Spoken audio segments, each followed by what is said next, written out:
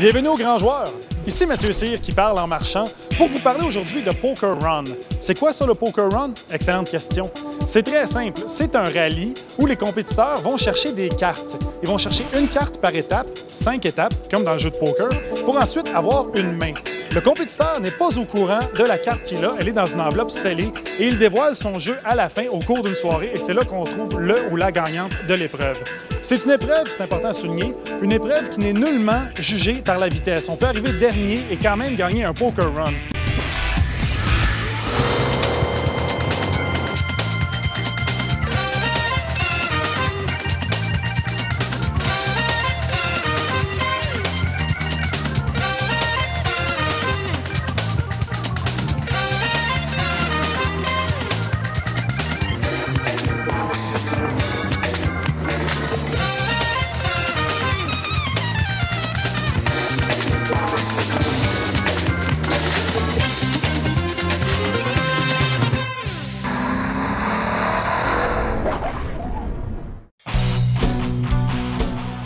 RDS vous présente aujourd'hui la première édition du Poker Run de Tremblant, un rallye de voitures exotiques. Bonjour mesdames, messieurs. Au cours de la prochaine heure, vous aurez l'occasion de voir ce que les participants ont vécu lors du départ de Québec à destination de Tremblant. Et pour en parler, je vous présente celui qui aura la tâche aujourd'hui d'analyser ce rallye et qui est aussi l'organisateur de l'événement, Louis-Philippe Duclos. Bonjour Louis-Philippe. Bonjour Yannick. Louis-Philippe, nous avons eu l'occasion l'été dernier de présenter à RDS une édition du Poker Run du Lac-Saint-Pierre avec des bateaux haute performance. D'où est arrivée l'idée de faire un rallye en voiture exotique? Bon, on cherchait une solution pour inviter nos gens à participer dans des Poker Run toute l'année. Pas juste en faire l'été, mais en faire sur 12 mois. Et puis, pour suivre les saisons, on a décidé d'en faire en voiture exotique. Combien de participants aujourd'hui de voitures? Aujourd'hui, c'est la première édition. Il faut expliquer que c'est la première édition. C'est pour cette raison qu'on a limité ça à 15 voitures, le rallye. Il faut comprendre que c'est difficile à gérer le trafic, gérer les lumières et tout ça. Fait que pour une première édition, limité à 15 voitures, ça va être amplement suffisant. L'année prochaine, on a déjà des inscriptions pour l'année prochaine. La limite devrait être l'année prochaine entre 40 et 50 voitures pour l'année prochaine. Bon, parlons proprement dit de la première journée d'activité, le départ de Québec à destination de Plessisville. Comment ça fonctionne? Aujourd'hui, on part du Lowe's Le Concorde à Québec et puis on s'en va à Plessisville faire l'essai des véhicules T-Rex. Après ça, on se dirige vers le Baluchon à Saint-Paulin pour le souper gastronomique, le coucher.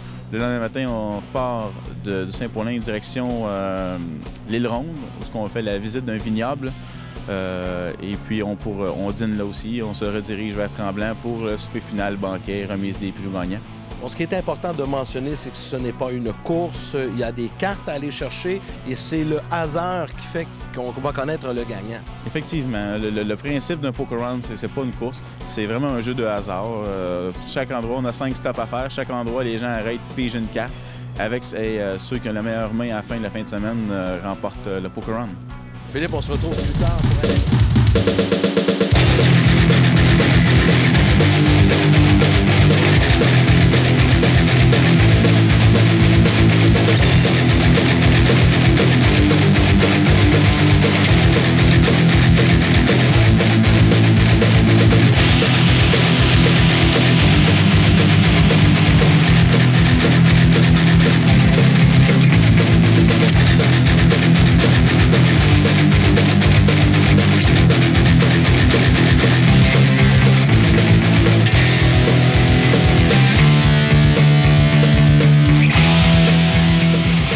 Le Réseau des sports vous présente le Poker Run de Charlevoix. Bonjour mesdames, messieurs, bienvenue à ce reportage qui vous parvient de la magnifique région de Charlevoix. RDS vous présente la trilogie, la 3e édition du Poker Run. Après un passage l'été dernier dans la région de Sorel-Tracy et dans la région de Saint-Raymond-de-Portneuf pour le Poker Run nautique, nous avons ensuite pris la direction de Tremblant et de la région de Québec à l'automne pour le Poker Run de voitures exotiques. Et nous voilà maintenant rendus cet hiver à Charlevoix pour le Poker Run de Charlevoix.